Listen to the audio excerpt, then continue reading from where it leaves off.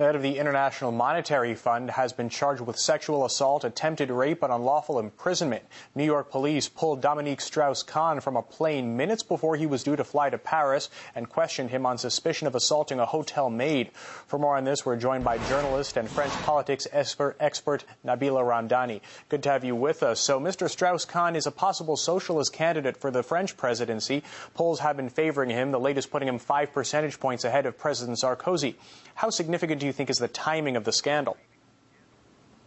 Well, he was indeed going to announce his candidacy for the 2012 presidential elections, and I think these allegations will come as a huge blow for French socialists who really saw him as the great hope to succeed President Sarkozy in next year's presidential elections.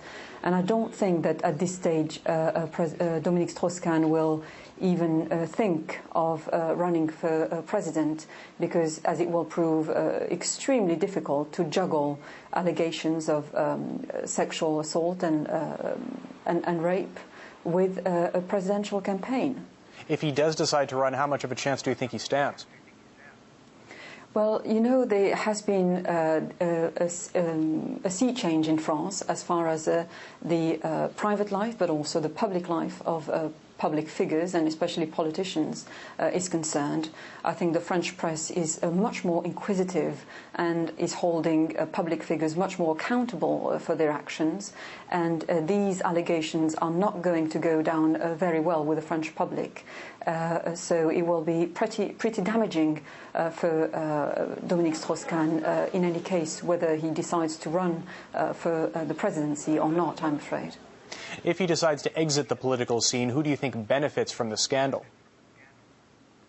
Well, I think President Sarkozy is an obvious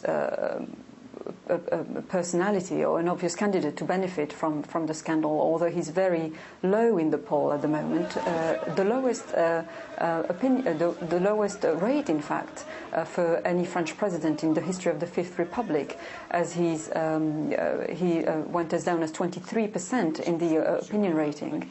But I think that this will benefit him hugely, as he will be able to hope that he will, he will reassure him, give him more confidence to tackle the presidential elections with much more strength than the current situation for him.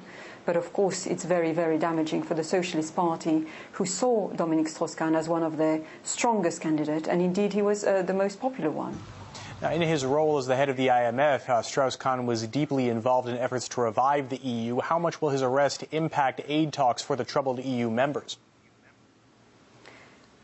Dominique Strauss-Kahn was, he had a brilliant mind for economics. He served in the socialist government in France as a finance minister, and he was responsible for great achievements. For example, he was able to help France recover from its economic recession in the late 1990s, and he also managed to qualify France for the euro because of his cuts in public spending, for example.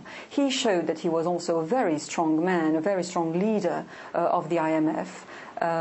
So he definitely has got a brilliant mind for economics, and I think these allegations are going to be damaging for the work of the IMF as an institution, and he is definitely going to be missed at the EU meetings which were planned tomorrow.